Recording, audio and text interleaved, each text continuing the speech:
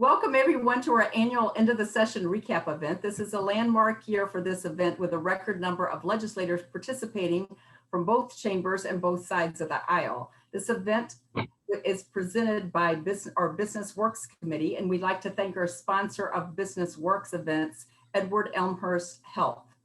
Our Business Works Steering Committee, many of who are on the call today, meet monthly to discuss timely policy issues and the impact on the business community and determine possible chamber position statements. Our MC today is the upcoming chair of our Business Works Committee, Sean LaFortune. He is a CPA and senior tax manager from Whipley, and he has been a true advocate for our members, communicating with our elected officials on financial implications of various policies discussed. So welcome everyone. I'm thrilled that you're here, and I will turn it over to our capable MC, Sean. Thank you very much, Reba. Good afternoon, everybody. My name is Sean LaFortune, and over the next 8 hours, I will be your host and MC. I would like to welcome all of our participating legislators to our end of session event, and our format today is as follows. Just kidding about the 8 hours.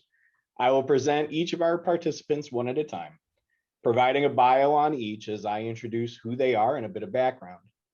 After each introduction, I will give our legislators 5 minutes to speak on key bills that were or were not passed and how they will or would have the biggest impact on our business community from their perspective. While our focus is business-related issues, you are always welcome to comment on other legislation you find significant to our audience today. I will be holding our presenters to 5 minutes as mentioned. We do have a mute button. We are certainly not afraid to use it. To our audience on hand, please type your questions in the chat box during our introductions.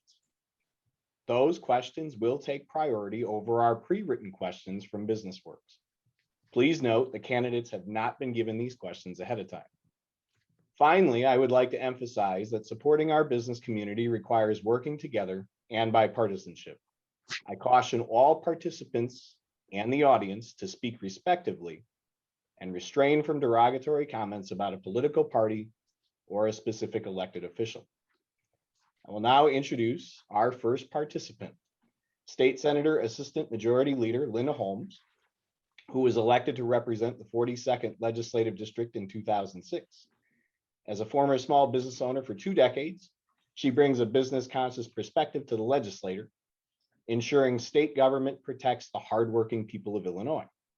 Holmes has been the chief sponsor on a myriad of legislation during her time in office that encourages job growth and impacts education, healthcare, environmental issues, and has a strong record of protecting animal rights. Holmes is a dedicated and hardworking public official currently serving on the following committees: Labor Chairperson, Agriculture Conservation Committee, Executive, Senate Local Government, Appropriations, Business Regulations, and Labor Subchair, Appropriations, Redistricting, wow, what a list, Kane and Kendall, Subchair, Redistricting, Northern Illinois, Sub-Vice Chair, Executive Subcommittee on Consolidation. Did I miss anything, Linda? I don't know. I really wish I had more to do. Please take it over, Linda. It's yours. Thank you so much. And thank you for having me here. I'm really excited that we're actually able to meet at this point. Unfortunately, still virtually. And I think this is going to be wrapping up our virtual meetings because I think pretty much we're going to be able to start meeting in person again, which was actually the most exciting part of session because we were back in session physically, which was nice, even though it was a little odd and a little reduced. Basically, you sort of covered my bio, and I represent Montgomery, Oswego, North Aurora, and some of Naperville. So, and that's obviously the 4 counties that Aurora is in, which are Kane, Kendall, DuPage, and Will. So that's my area at this point. Obviously, that's probably likely to change with the redistricting, which is still not quite finalized. It still needs to go through. It'll be contested and go through the courts. What I worked on this session was, I think the biggest takeaway from this session was the budget. We had an awful lot of fear in what that budget was going to look like after a year of COVID and the devastation that it did to so many of our businesses and so many of our communities, because our communities were so desperately impacted by what happened locally. I mean, the shutdown of all of our hospitality businesses, I mean, our hotels, our restaurants, the hit they took, and it's amazing how well they actually managed to survive. And there was federal help from them. I did during COVID, I was part of the working group that covered unemployment insurance, which was a nightmare. Obviously, no system could handle the amount of unemployment claims that came in all at the same time. There was no way anybody could ever be geared up to handle that, which we weren't. But I'm glad to see we did take some steps. And actually, at the very end of this session, I sat down in the Senate. What we do, or in the Illinois legislature, what we do is on a lot of the issues that deal with unemployment, as well as issues that have to do with workman's comp, is we have what we call an agreed list, which is where a representative from the business community, a representative from labor, and then Leader Jay Hoffman in the House, and myself in the Senate are a team that sort of meets, and what comes out of that is a bill that's agreed upon by all of us, which means it essentially is fair to both the labor component and the business component.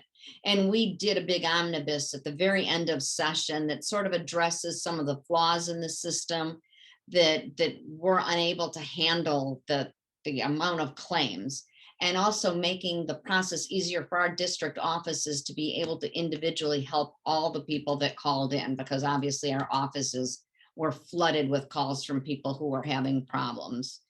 We also revised it so that now IDES can communicate and give our offices more information, because basically before our hands were tied in that. It also requires IDES to report fraudulent claims, because we know that those can impact people when it comes to their income tax filings or having your identity stolen. So that was sort of the biggest pieces I did. And then again, one of them, what was kind of a fun one that I worked on with Representative Kifowit, was our electronic notarization. And basically what the COVID year did is, before we came out with the bill, which we introduced the beginning of 2020, was made it happen, because obviously when we were all confined, what did we do? So that really highlighted the need, which was almost a test case, which made the legislation pretty darn easy to pass in both, I think, the Senate and the House. I can stop there just because I can go on forever and you have to hear from all of us. Coming a full minute in under the 5-minute cut. Thank you very much. Next on my list, we have State Senator John Curran, sworn in to represent the 41st District in the Illinois State Senate in July of 2017. Prior to joining the General Assembly, Curran served as the Vice Chairman of the DuPage County Board and was a board member from 2008 to 2017. While sitting on the county board, he led the implementation of cost savings, personnel policy reforms that are projected to save DuPage County $28 million over the next 20 years. Following 19 years working as an assistant state's attorney in the Cook County State's Attorney's Office, Curran now works as an attorney at a private law firm in Oak Brook. He received his Juris Doctor degree from Northern Illinois University College of Law and Bachelor of Science degree from the University of Illinois at Urbana-Champaign. Go Illini, go Huskies. Curran is the majority spokesman for the Senate Ethics Committee and Senate Assignments Committee. Also serves on the Senate Health, Healthcare Access and Availability, Higher Education, Licensed Activities, and Insurance Committees, and on the Senate Subcommittee for Medicaid. Makes me feel a little bit short on the number of committees I serve on, which is currently the one that I'm in right now. In addition to his legal work and public service, he sits on the board of directors for Downers Grove Economic Development Corporation, whose mission is to help retain, expand, and attract new businesses to the village of Downers Grove. Curran, his wife Sue, and their 4 daughters, sorry about that, Curran and his wife Sue have 4 daughters and a niece, and they live in Downers Grove. Senator, the floor is yours. Now, Sean, did that extremely long intro count in my 5 minutes? No, it did not, but I can Sean, make I'm it kidding. count if you'd like. It's very nice to be with everyone here. Very nice to be with my colleagues on the other side of the aisle. I would like to start with an issue that has gotten a little attention in the media lately, and I was the Republican spokesperson on ethics. We were able to arrive at an omnibus ethics package that was bipartisan. It does a lot of good, and I think everyone agrees that was working on it. It's a good first step. It is not the entire distance we need to walk on the issue, but it is progress, and it's a step forward. There has been some kind of reviews of it from some of the advocacy groups that they find it lacking, and I join with them in that, we do have more work to do, but I'm a big believer in incremental progress. And Springfield is certainly, I think the key to success in Springfield is always keeping your eye on incremental progress. And this certainly was incremental progress on the issues of ethics. I think we took giant steps forward on disclosures, transparency, revamping the statement of economic interest, which was woefully outdated, as well as really the other part that I think we did a really nice job is capturing consultants. There has been this burgeoning industry, not only in Washington, D.C., but also it has found its way to Springfield on retained consultants that are outside of the lobby and disclosure requirements. So we have captured them and brought them into the process. These are certainly individuals that are hired to influence legislative outcomes, and therefore they should be captured in under the registration requirements of the Lobbyist Registration Act. So I do think that was a win to and certainly a good example of working in a very bipartisan manner, colleagues both sides of the aisle and bicameral, House and Senate, on a very difficult topic, and getting some good things accomplished. I would like to mention the budget. I was not a supporter of the final budget proposal. I think there's a lot of good in the 2022 budget that spends $42.2 billion. However, I have a big problem. My caucus had a big problem with the tax increases on the business community. We are certainly as we're coming out of this pandemic, our business community has suffered tremendously, as have residents, employees, those that have had to deal with the IDES, but the business community, this was not the time to put forward any sort of tax increases. This budget does contain $666 million in increased state revenue from tax increases on the business community, the largest of which is the governor insisting on capping the corporate net operating loss deduction at $100,000 per year for 3 years. This is obviously corporations suffering a net operating loss in a given year are permitted to carry forward that loss pursuant to our code for future years and to deduct it from otherwise taxable income. That cap is going to cost the business community in the upcoming year estimated $314 million. The other one, and there were a few of these, the other one I just want to touch on because it's a small amount of money, but I think it's a significant step backwards. 2 years ago, as part of the capital program was negotiated, we negotiated some business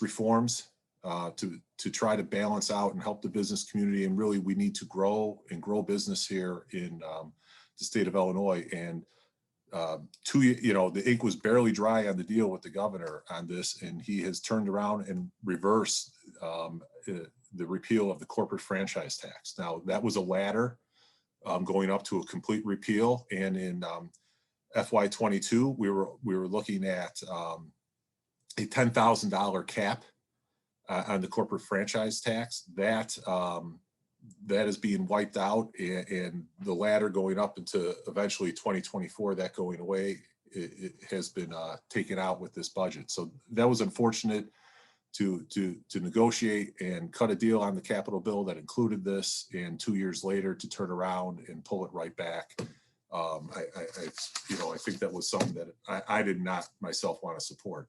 However, we did have a lot of positives and I think a lot of successes.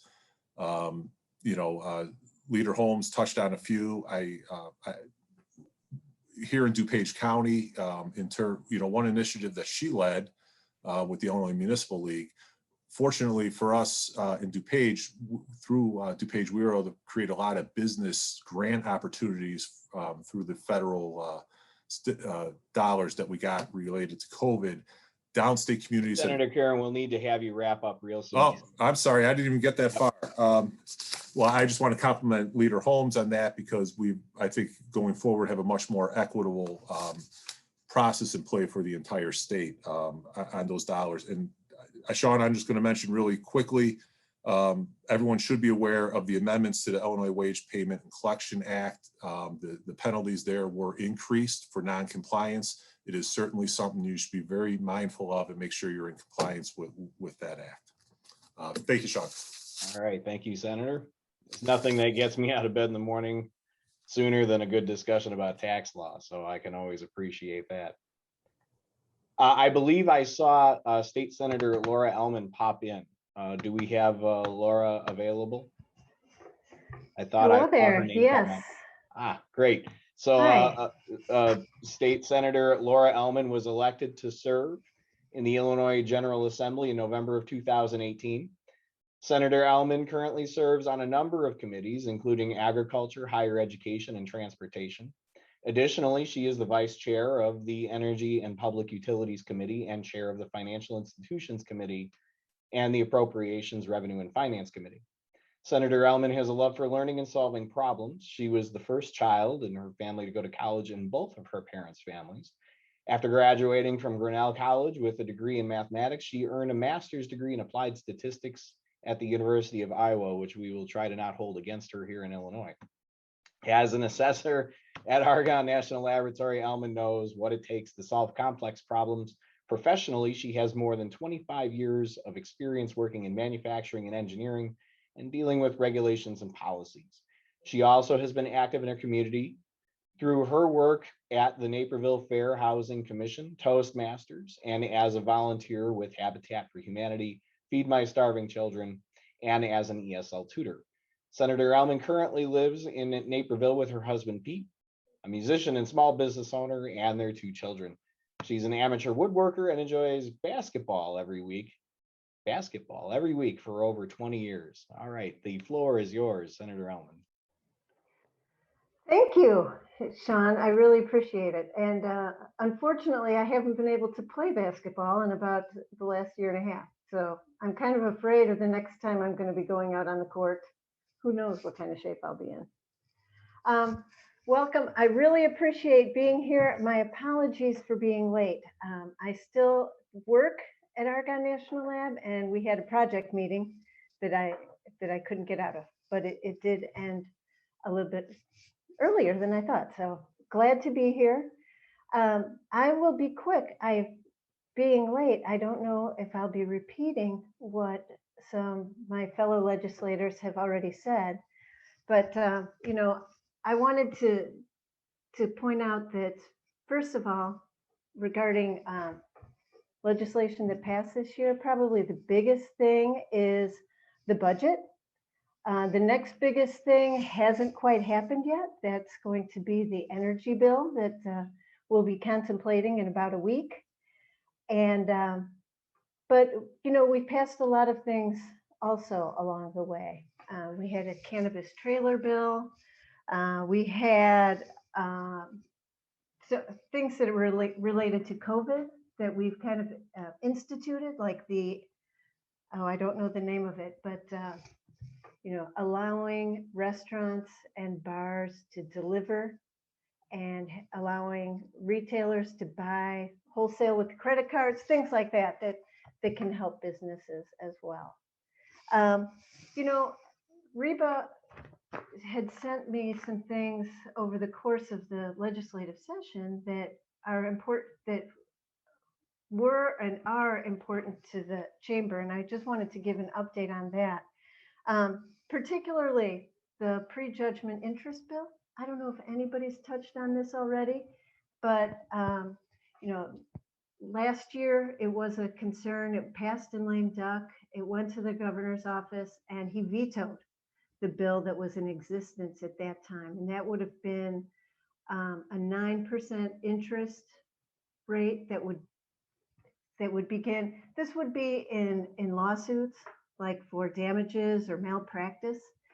And the clock would start ticking on that interest when the damage was done. You know, the date that it was reported to have happened. That one would have been pretty impactful on particular industries and businesses. It was followed up though with a different bill that sets the cap at 6%. And the clock doesn't start ticking until the action is actually filed in court. And it also stops ticking at 5 years.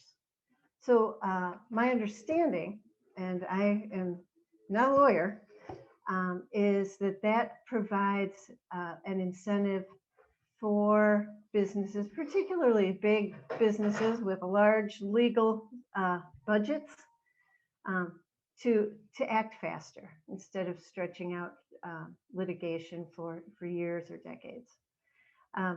So that one is probably interest to business. And you know what? I will stop talking. I'll be glad to answer any questions and see and listen. So I appreciate it. All right, State Senator Laura Ellman, thank you very much. A full minute and a half left on the clock. That's right. It's that 24-second clock that goes off in your head during basketball, right? Right. I'd like to move on to State Representative Stephanie Kifowit. Proudly served her country in the United States Marine Corps, served the residents of the city of Aurora as alderman for over 9 years, and now as a full-time state representative of the 84th House District, serving the residents of Aurora, Montgomery, Naperville, and Oswego. Stephanie and her husband, Steve, an Army veteran, have 2 children, Sabrina and Samuel. Sam is currently enlisted in the Navy. Wow, you got them all covered. Very good. Do we have Air Force coming up? And graduated boot camp September of 2020. Congratulations to Sam. Representative Kifowit is a proud alumna of the Northern Illinois University. Go Huskies, and graduated with a BS in political science and a master's in public administration. She's currently serving on the following committees: State Government Administration Chairperson, Veterans Affairs Chairperson, Appropriations General Service Vice Chairperson, Revenue and Finance, and Public Utilities. State Representative Stephanie Kifowit, the floor is yours. Wow, thank you. Thank you all for having me. I appreciate the opportunity to be on this call, the Zoom call with you all. It's always good to see you in person, but I have to admit, saving money on my gas is really appealing to me these days. I think I got 3 months to the gallon last year, and it was really nice. Thanks to Reba and everybody else on the call. I think I just want to point out one of the biggest thing that affects business overall, and one of the things that I think our hard work and really pays off, is that Comptroller Mendoza recently announced that her office is able to pay vendors and others within the 30-day time frame required by law. This helps our state. We're not under the prompt payment penalty of 12% a year to our vendors. The last time we as a state were current on paying our bills was just before September 11th, 2001. So let that sink in. The state has been an issue for a while, and it takes a while to get out of that. And at one point in time, a few years ago, under the previous administration, we were lagging a whopping 18 months delay in paying our bills. And we have turned that around, and now we are at a 30-day pay cycle. So things are looking up for the state of Illinois. As we mentioned on the budget, we did pay back the federal funds that we borrowed. So we're paying back our bills as well in the budget. And I am on a budget committee, general services. I'm on the revenue committee. So I'll just bore you all with numbers because nobody else has done that. So I figure you guys need some numbers. So get ready, get your cup of coffee. Here we go. All right. What did we do for K through 12? We invested the additional $350 million. For the most part, as the senator said, we are at $42.2 billion. We're mostly holding a lot of our budget flat. We did close the corporate loopholes, like the senator said, and we paid back the federal government of $3.2 billion in emergency borrowing we borrowed last year. So that saves us a whole bunch of money. And then we also allocated 1 year of the ARPA federal money, which includes $570 million of investment in economic recovery and small businesses. So we're taking care of our schools. We're taking care of child assistance program, which is one of the number one things why people aren't going back to work is childcare. We put in an additional, or not additional, we increased funding for those individuals with developmental disabilities to $170 million. If you read the Tribune recently, there is an opinion article about how we're not funding services for our developmentally disabled individuals. We're increasing funding in this budget and we're fully paying our pension payment. So in our ARPA federal funds, $1.5 billion is going to Illinois businesses, families, and communities. As I said, $570 million for small businesses and impacted industries, including $450 million in economic recovery, money for public health response, $100 million for violence prevention.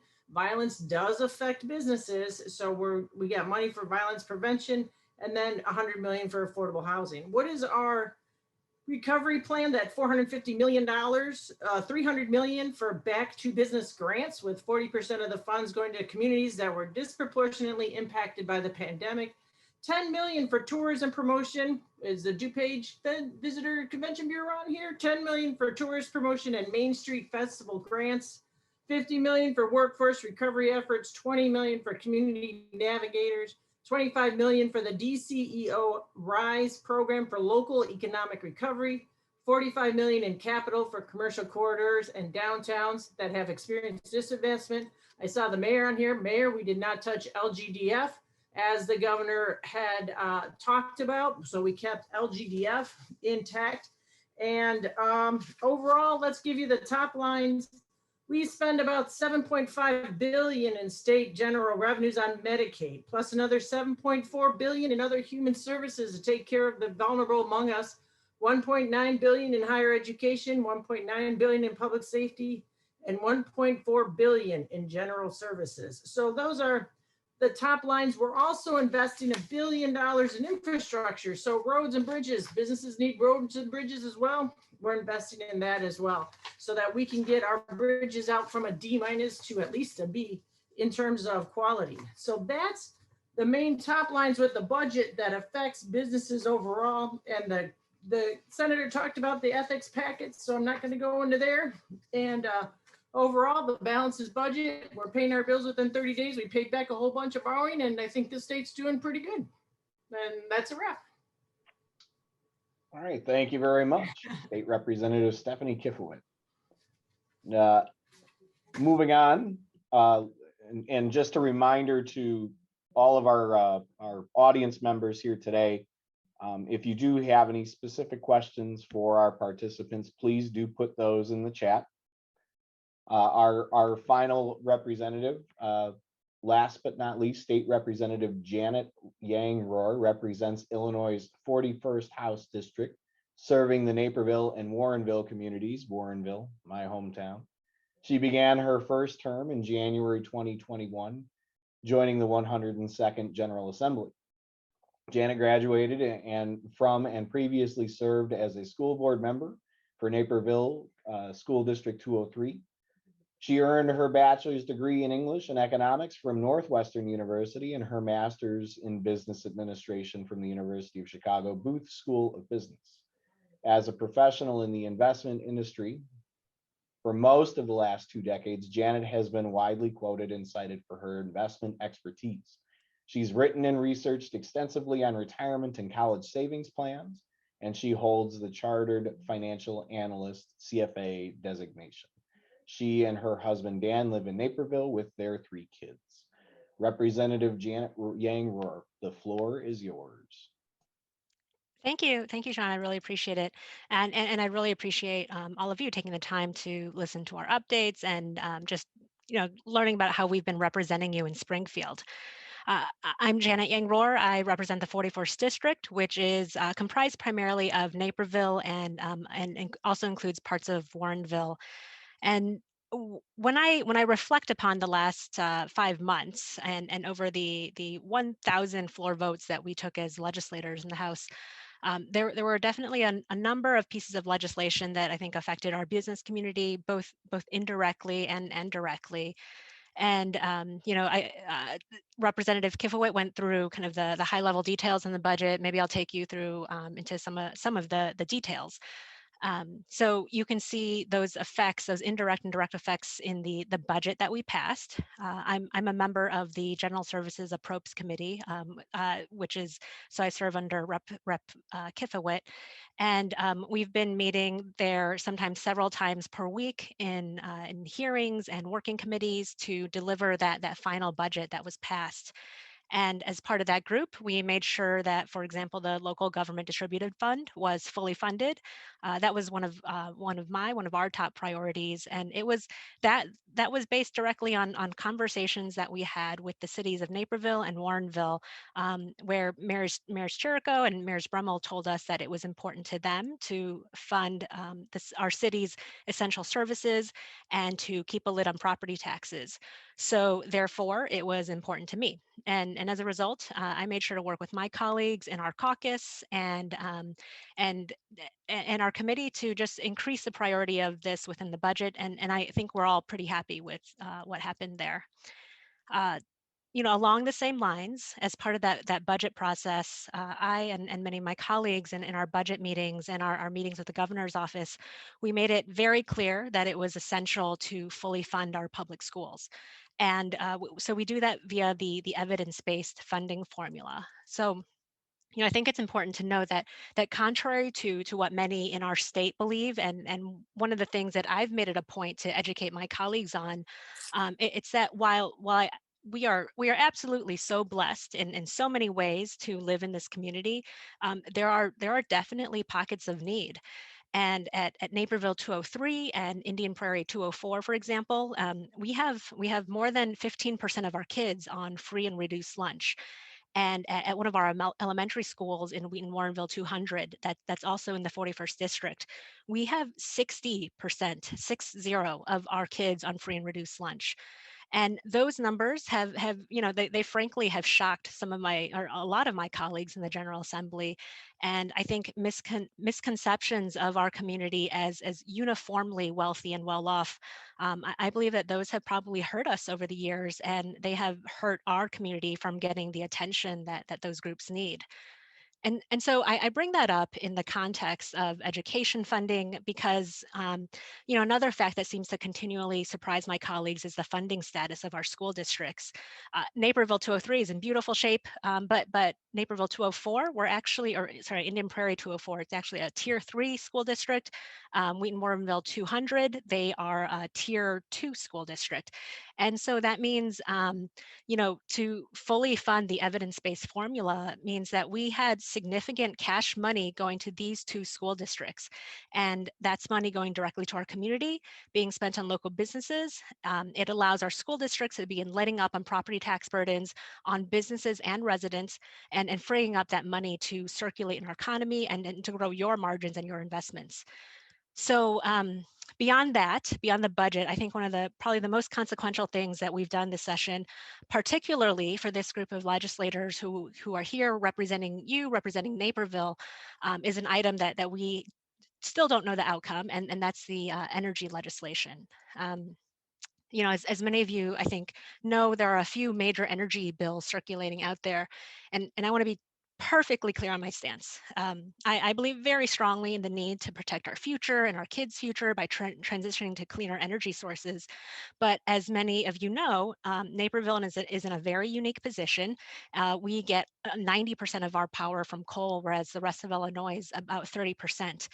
And that distinction and the long-term contracts that are keeping us there, they have been major factors in how I have been representing our community in Springfield. You know, since I started in this role in January, by far the most common question that I've gotten has been, when are you signing on to CEJA? Why aren't you a co-sponsor of CEJA yet? Did you know that your predecessor was a chief co-sponsor of CEJA? And let me say, I know perfectly well that all those things are happening, but let me tell you why I wasn't a sponsor. By the city of Naperville's estimates, the timing of the coal closure plants and the carbon tax and pollution fees that were being put forth in these bills, Naperville was telling me that our ratepayers would see potentially 40% increases in your electricity bills, and meanwhile the rest of the state was projected to see a 1% increase. Representative And Rohr, we're going to need to wrap up very shortly. yeah, absolutely. And so, you know, I think we all know that 40% electricity bill increases are, you know, just not acceptable.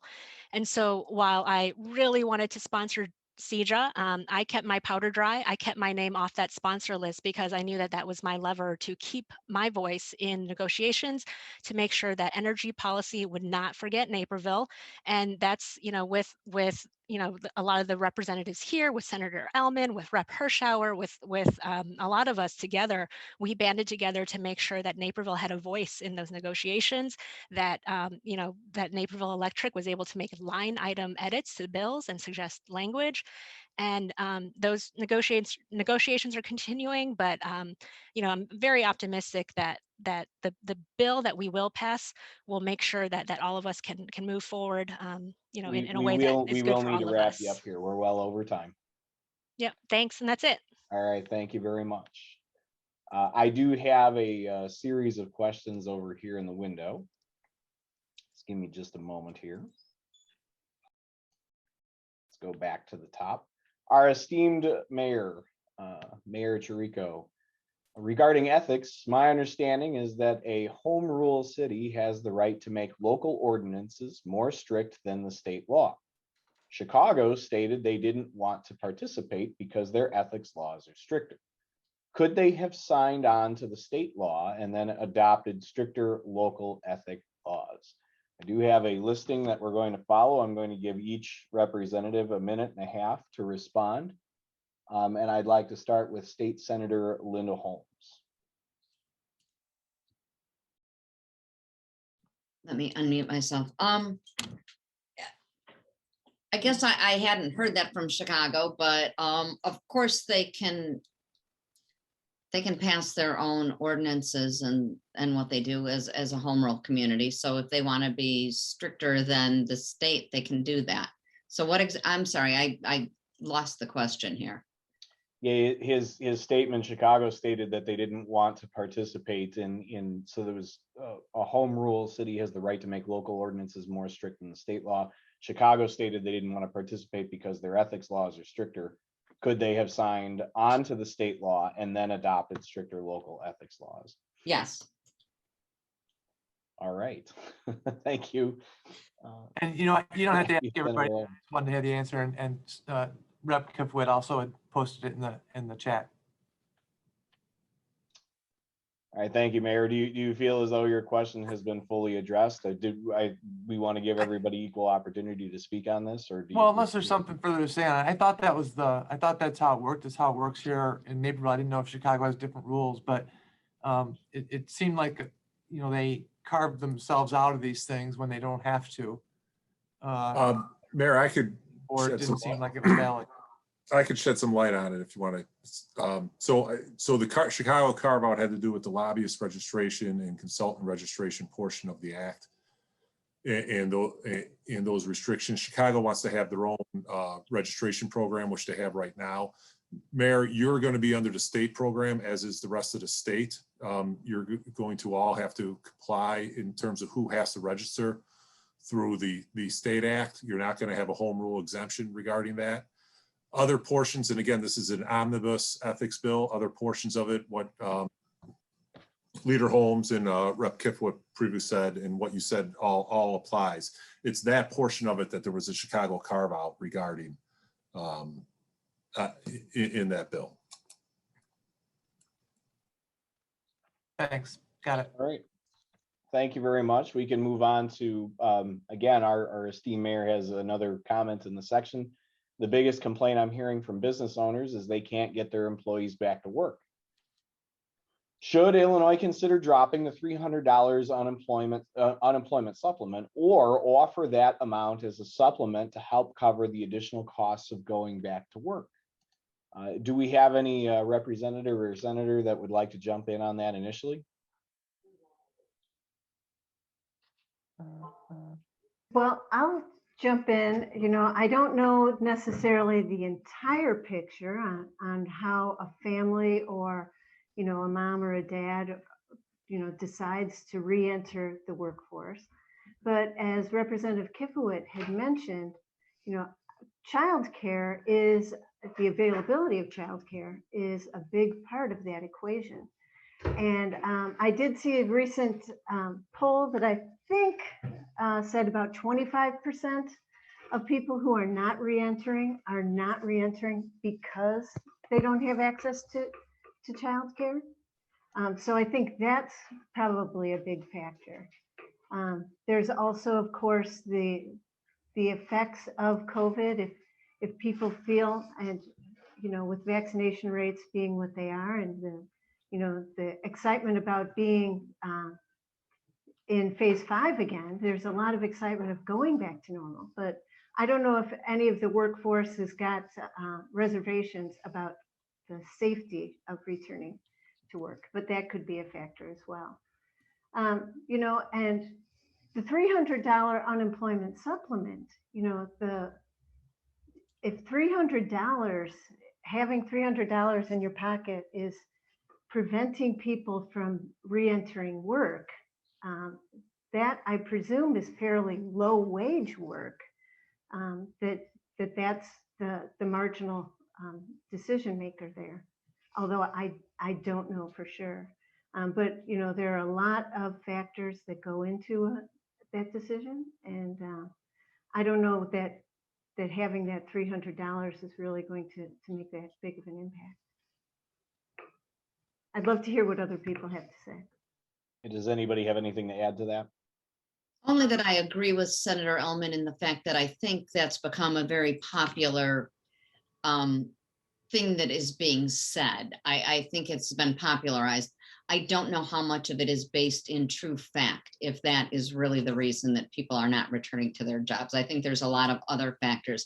The childcare that you noticed, you said also is the fact that we are not up to the vaccination rates, and we're projected to not even hit the vaccination rates that the president had set by the 4th of July. So I think there are people that have some serious concerns about their safety. So I think those are, I would be curious before anybody asks that question to see a study done to find out what percentage are actually stating that's the reason they're not going back to their job. And I think we do all understand that you know, to receive those benefits, you need to be looking for work. And so I just, in the chat, I put in a link to, you know, if employers are finding issues with people like refusing to return the work, there is a way to kind of to actively report that. And then finally, I put the link to the latest Chicago Tribune article. I don't know if you read it, but Sam Toya, you know, mentioned that people want to say that it's the enhanced employment, and that is a part of it. As Senator Ellman said, when you're in extremely low wage, variable employment, such as restaurants, when you're living by tips, and that could be part of it, but closed school, lack of childcare. And then he goes on to talk about how people have been able to find jobs in other positions, such as cannabis and distribution centers and delivery services. And so I think that other individuals are looking for more stable employment as well. And if you read the article, some of the individuals interviewed in the article talked about the toll that working on a restaurant has physically on them. In addition to childcare, we're working with that segment with, like I said, we have our grant programs to help them out. But I think that it's a bigger discussion. And I've talked to a couple restaurant guys that said, you know, I upped my cooks to $17 an hour, and now people are stable and they're coming back to work, and so they had to adjust their wages to keep their employees. So that's part of it as well. So I think it's a bigger discussion than just the unemployment. So as a follow-up to that, Christina Kitchell says, how are you addressing the continued issue then? I guess speaking to that point, are you more or less relying on private industry to address this as an ongoing issue, or is there anything that you guys can speak to that legislators are looking at to address the shortage? We're out of Springfield, so there is not going to be any new legislation except for the things that we're going back for on Tuesday. So, and since this goes through September, I believe that no, we are not in the General Assembly going to be doing anything. But there are budget line items. Put money in the budget. Oh, go ahead. Look, we might be actually jinxing each other. There is money in the budget to support childcare and grants for childcare providers so that they can open up and offer services again. No, that's correct. And then again, we have our workforce recovery aspects of $50 million, and we have our DCEO program with $25 million. And we just passed, to help our restaurants and to get people in there so that they are profitable, to potentially maybe even look at raising their wages. A shot in a beer is what they, trying to promote individuals to go back to their restaurants and support that industry as well. So I think private industry might have to adjust some, and I know that we have business programs out there to help them as well.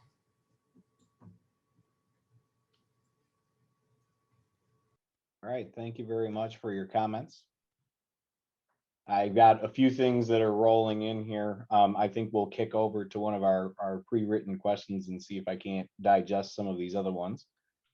Moving on to something that was provided to me from Reba. It's concerning that the state budget bill was again introduced late in the session, late Sunday night before the session was scheduled to adjourn on Monday. Would any of you like to provide your thoughts on this and any procedural changes that could be implemented that would allow more transparency and critical discussion before voting on the most impactful pieces of legislation of the session? I'll tackle a few things as the most senior member here, and then we'll also let Senator Ellman, who is the numbers geek, can probably provide some information on that also. People have to understand, while the budget just seems to appear as this magical thousands of pages document out of the blue, you have to understand that, the many months of work that went into it prior to that.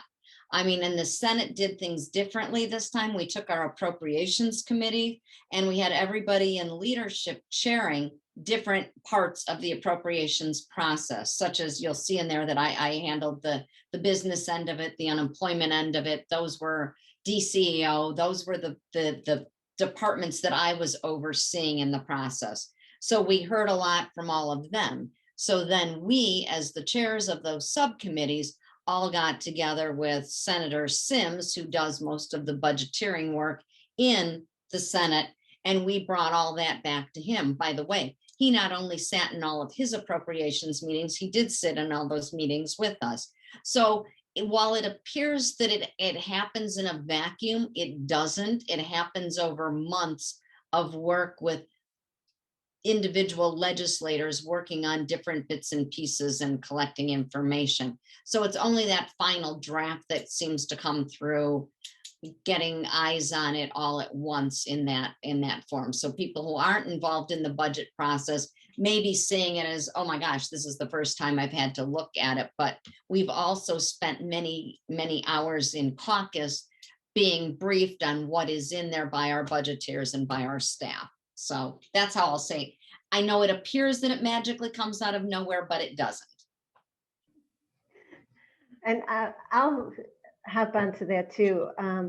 You know, there have been months and months of working on the budget, both at the appropriations committee level, but also there's been a budget working group that has been bipartisan on the Senate side and on the House side that have been meeting.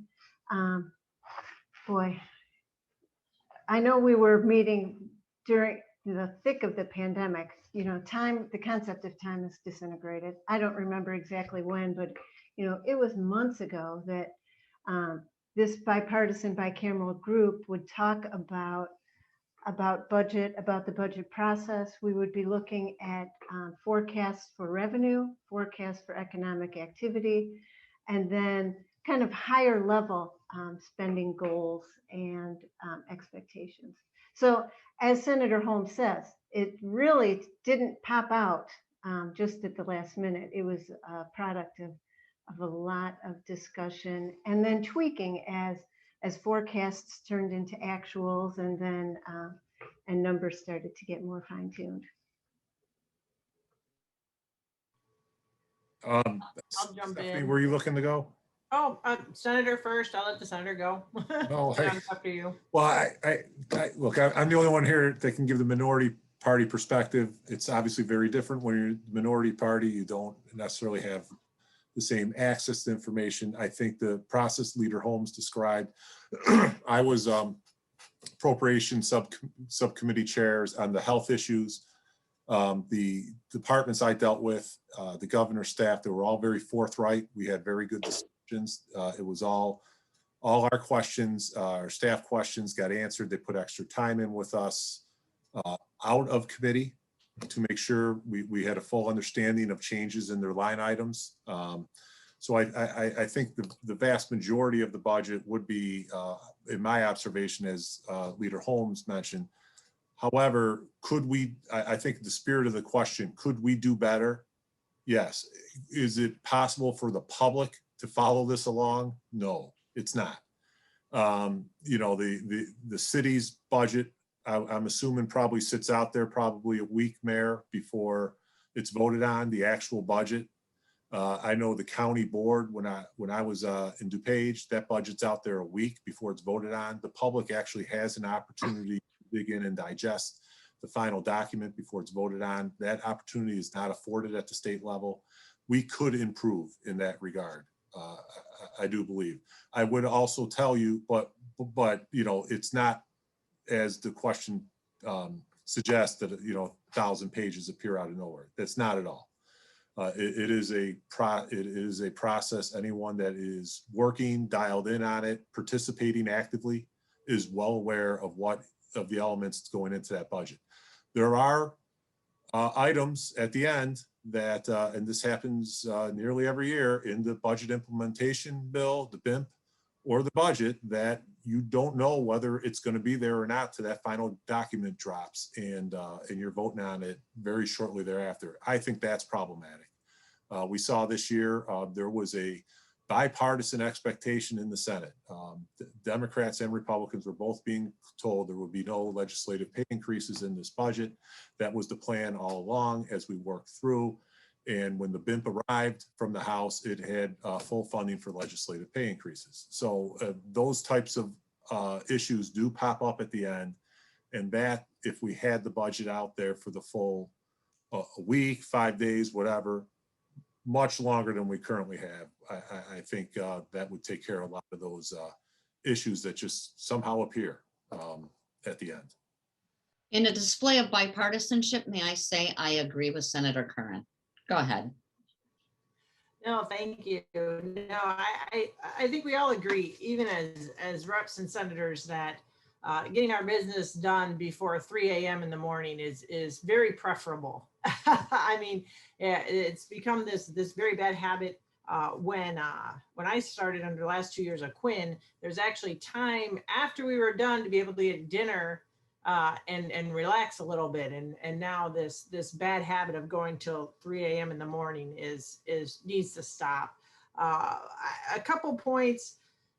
I agree with Senator Curran. I think we can get things done earlier so people know what's in the budget. I also agree with the senator that I was getting messages from advocates and individuals such as in the disability arena, the people with developmental disabilities, the advocates noticed that the budget short funded that area and we worked to increase that area. So there are many individuals that know.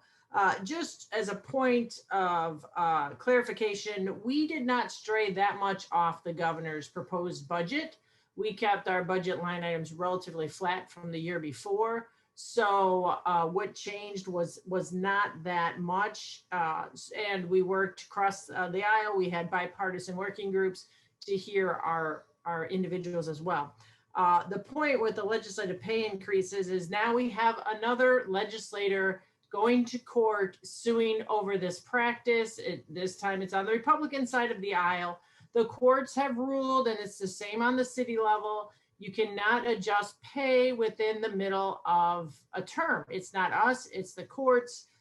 So to keep going down that road is to keep inviting more court cases of individuals that want to get their back pay. So while yes, some people agree. You know, I don't sit around eating bonbons watching soap operas. I've been on my computer all day since 8 a.m.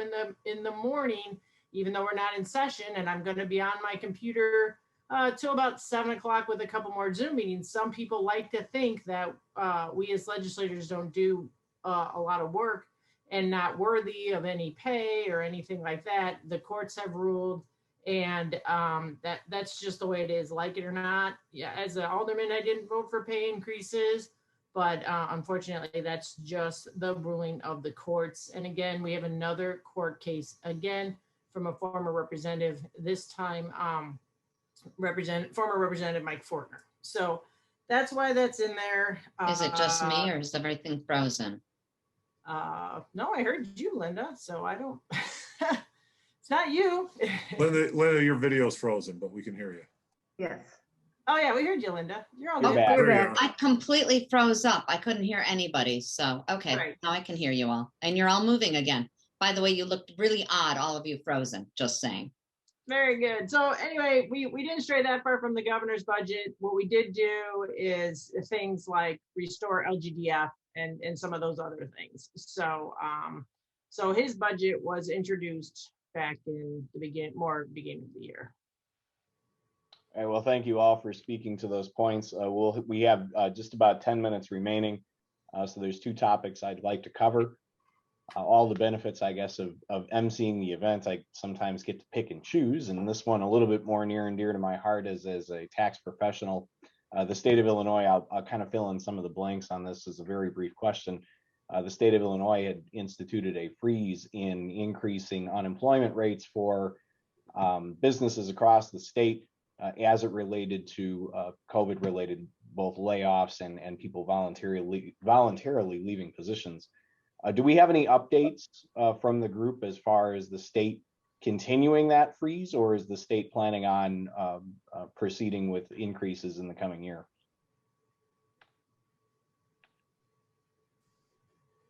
Is this for the unemployment fund? Yeah, the trust fund? employer contribution, right? Like each business is responsible for contributing to the Illinois Department of Employment Security Fund.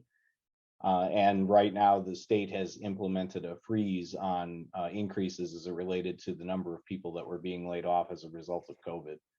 I believe with the COVID assistance grants we got, we directed $100 million towards it to try to replenish. We know the fund is well beyond that. Right now, Sean, I think that's unknown whether or not we're going to pursue a policy of continued freezes. I think we're still trying to look towards assistance from the federal level on replenishing a healthy portion of that fund. We had that conversation when the agreed bill process met, where we met again with our legislators, a representative from business labor, and Kristen Richards, who is the director of IDES. And that trust fund is going to have an extremely serious deficit to it that we could never, just by the amounts that typically get paid in by business, cover it.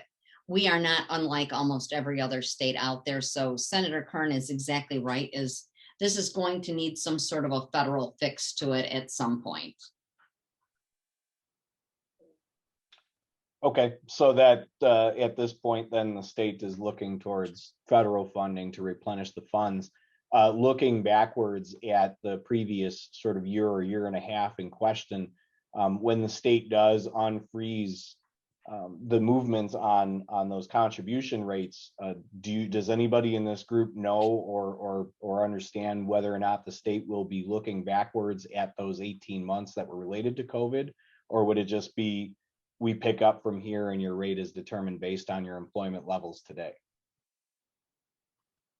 I would guess that's the most likely, but I don't know for sure. Okay.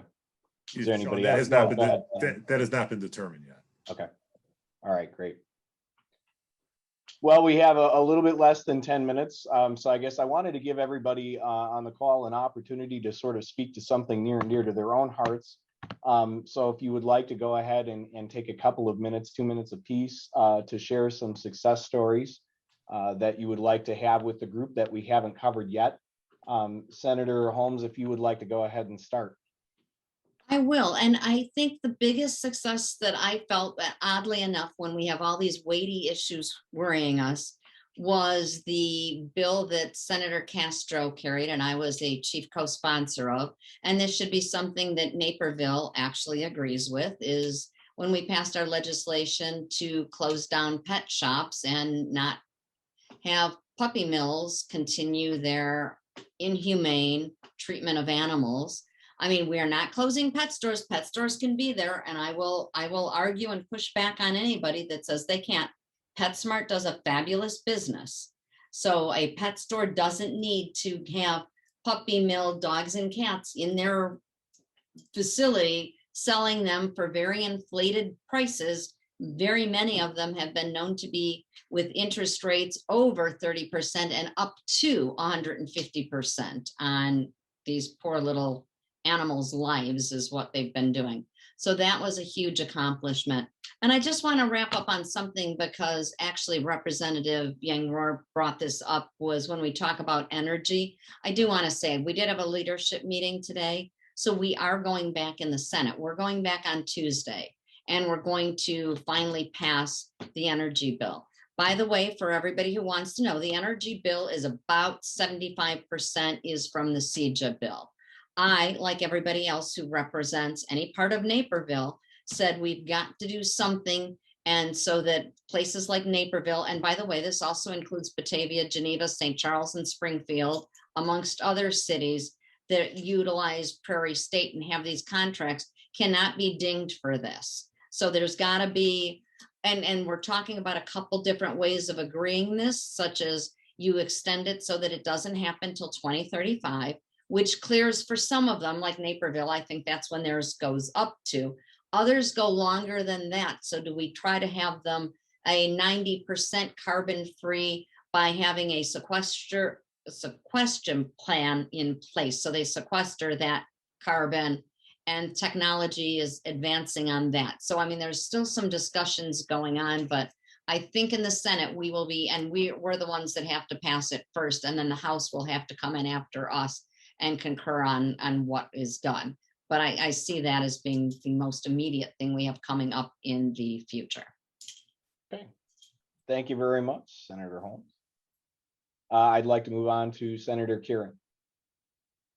Thank you. It's very nice to be with everyone today, and certainly enjoyed discussing issues with my colleagues. I think of my 4 years, this is probably the best year for local control. So I think local control kind of really stood up on a lot of issues. I know Senator Holmes, a big leader on that, and I always enjoyed my work on the local government committee with Senator Holmes. So I think I take that as a positive. I think LGDF was not cut this year, which is a huge positive. So that's something should be very happy about. And if I could just, I touched on ethics before. I'm glad we took that first step. There was a trailer bill to the criminal justice bill. I think there's more work to be done there. And I think that's going to be a continuing topic. On, you know, that just took on what was scheduled to go into effect July 1st. But there were many portions of that bill that had implementation dates after July 1st that were not touched or addressed in that trailer. And I would just say, finally, you know, I'm glad that for Naperville, the discussions around, you know, Prairie Central is 2035, but yeah, as Senator Holmes highlighted, other towns are in a worse spot. I know Geneva is, I talked to them, is 2042. And the difference between 2035 and 2042 would be $90 million. So, I mean, you can imagine, and that's a town probably, what, a third of the size, a quarter the size of Naperville, probably. So you can imagine what those price tags are. So I think we have to be very, very cognizant with these dates, that we're applying these dates in an evidence-based manner and not just picking arbitrary dates that make us feel good. So with that, thank you for having me today. That was astoundingly on time. Thank you very much, Senator Curran. Right to the second. We'll move on to Senator Ellman. Yes, Senator Curran, well done. You know, thank you so much. I'm thrilled to be here. Probably the thing that I was most proud of this legislative session was the fact that 2 of my bills were constituent bills. People from Naperville who want, well, one from Lisle, one from Naperville, who felt a need and wanted to get things passed, and I was able to help carry and kind of be the vehicle for their passion. One was an opioid overdose law, and Representative Rohr was part of that too, so that people who are ODing, if they have got associates who fear for arrest or that their pretrial release might be jeopardized, that is taken away, so that so they are more likely to call to get help and keep people alive. Another one is for diabetes screening. The A1C test is a fairly inexpensive way to check for diabetes, and diabetes is a, you know, undetected diabetes can get really expensive for healthcare, our healthcare in general, and then obviously for individuals. But it puts a strain on our insurance and our healthcare costs overall when people don't know that they have diabetes. So, and that was also a constituent initiative. Regarding energy, I was a sponsor of CEJA, and kind of in contrast to what Representative Rohr said, I chose to be so that I could have a seat at the table, and I had a chance to learn so much about Prairie State, and Mayor Chirico. Got to know a little bit better Brian at your utility manager, who I have to say is a brilliant, and he's just a joy to talk with and learn from. Senator, I'll need you to wrap up very shortly, please. Can I have my 1.5 minutes from now? I'm just kidding. But yeah, Prairie State, the provisions in the energy bill, I think are going to protect municipalities like Naperville in a couple of different ways, really quick. The 2035, I'm not sold that that really matters as much as some other things. The debt obligations that municipalities have, they'll have that regardless of when Prairie State is shuttered. And I'm not 100% convinced that Prairie State really offers any form of discount. And, you know, so Naperville got an estimate of $47 million extra dollars. I saw the rationale for that, and I still have some deep abiding questions about how that was calculated. But the decommissioning fund, the premature closure of the plant would have to accelerate municipalities to pay into the decommissioning fund. the energy bill, as I understand it, puts in $25 million so that municipalities won't have to accelerate those funds for a premature closure. And that's a really good thing. So I think it still allows munis to have that autonomy. And potentially, maybe someday, they'll have even more autonomy and more innovation. But I think the energy bill is something to look for, educate yourself about, and I'm excited to see that there are these provisions in there already. All right, Thanks. thank you, Senator Ellman. And we will move on to Representative Janet Yang Rohr. Thanks. Well, when I think about what I'm most proud of, obviously the legislation was amazing, and it was so great to be able to work with Senator Ellman on our bills together. Besides the legislation, so proud and so happy that we were able to work with the governor's office, with IDPH, to bring vaccine clinics into our community at a time when, frankly, a lot of times it was very difficult to get those vaccines. One of the things I think I'd really like to impart on this group and to share is one of my learnings from the past 5 months as the freshman of the group, the newbie here. One of the things that probably surprised me the most, and something that I've internalized and like operationalized at this point, is, a lot of times when constituents, when advocates or others are coming to me, like, and sending us notes on, please vote no on this bill, please support this bill. Usually the answer, or especially when people are coming to our office saying, don't support this bill, the answer that you're going to get from us, from me, is not usually going to be like, yes, I agree with you, or no, I don't agree with you, right? Usually the next question that we're going to ask is, okay, how would you like to change this bill so that you can live with it, essentially, right? Because I think so much of this process is about negotiating, and I've been so pleasantly surprised, to see just how much agreement, how much consent we're trying to get between all parties, so that we can get to something that we can live with. And you can see that in the budget. You can see that with, Representative Kifowit was saying before, the governor presented a budget, and then from there, that was negotiation starting points, right? You can see that in the energy bill. We have a straw man, more or less, and from there, it's the it's our cities, it's our communities telling us, what do you want to change from here? You can see that in the education mandates. You can see that in the trailer bills that came out for like the criminal justice bill. A lot of times, if you don't agree with something, come to us, come to me, any of us, I'm sure, and tell us, what do you want to change? What do you want to see different in the bill to make it so that you could live with it, right? And so I would just encourage all of you to reach out to me, reach out to any of us, and make those thoughts known, because, we're not going to say necessarily like yes or no. We're going to ask, what would you like to see different, so that so that we can represent you and represent your thoughts on whatever bill.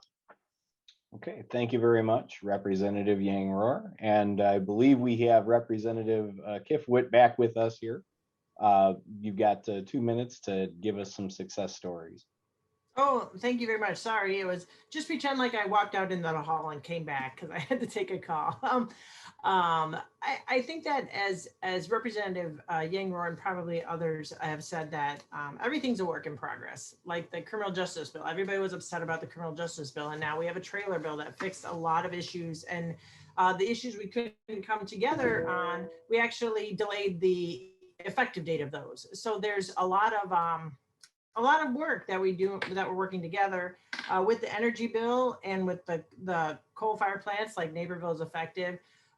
We do many times evaluate things. So this is 14 years in the future. I've been around Springfield enough to see that it'll probably be reevaluated that date if there is negative consequences coming forward. So I just think number one is success is that we're back in Springfield, we're working together and we're passing legislation. For me personally, and Janet Yang Rohr, one of the success that we were part of is fundamental change in the Illinois House. We have a new speaker.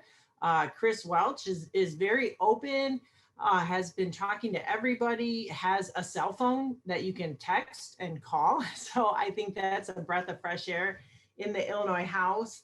And I think overall, again, I'm going to just say the number one success is we are paying our bills within 30 days. Holy cow. After 20 years, we're paying our bills within 30 days. It's still mind blowing to me. So I think the state of Illinois is on the right track, and I think we're doing a lot of good things.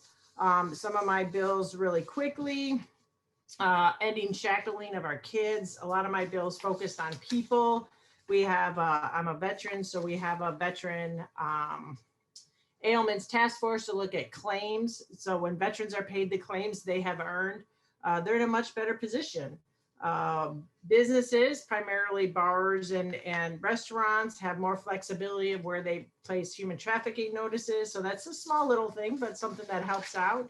And then trauma-informed school boards is legislation I passed in the House with Karina Villa starting in the Senate, and closing a loophole for extremely large government severance pays. We did that as well. So, and then the notary electronic documents is a huge success. So I think we've had a really productive session, and I just look forward to, you know, what under the new speakership, what happens in the future. But as with any bill, even the climate bill, things get adjusted. It gets, the cannabis bill is an example, they get adjusted. We did trailer bills, we evaluate, and we're always working with individuals on items that are important to them.